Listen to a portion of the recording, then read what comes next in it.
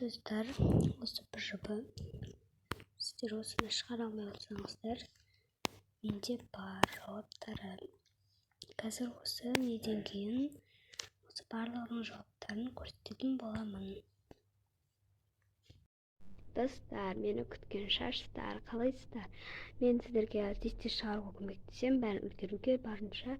Қазір бүгін тек қазақ тілі ПЖБ-ны көрсететін боламын. Міне, бұл қазақ тілі. Мен қазақ тілі. Міне, осы ПЖБ. Бірінші сұрақ. Тақырыбы осындай. Өйстіп скриншотқа түсіріп алсаңыздар болады. Міне, бұл бірінші тапсырма. Осы түгел.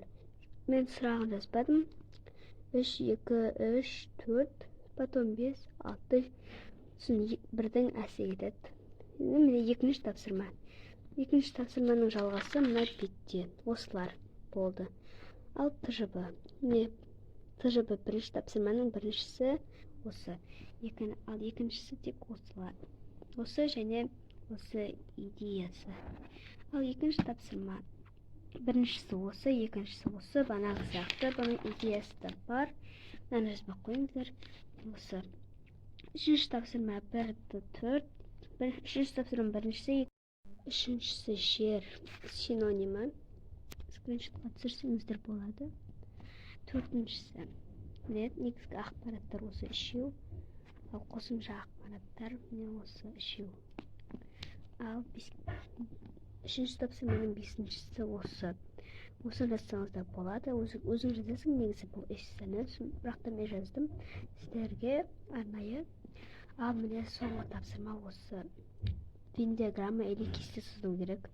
Мен бірақ осыны істедім. Тақырыбы қазақ спортшыларына әлемге танытылуы.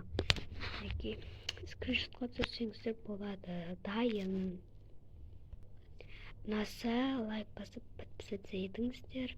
Және де келесі видеоға мен математика шығара алмаймын, себебі онлайн мектепте ол жаратылыстану, ТЖБ, дүниежүзі тарихты шығара аладым. Всем пока!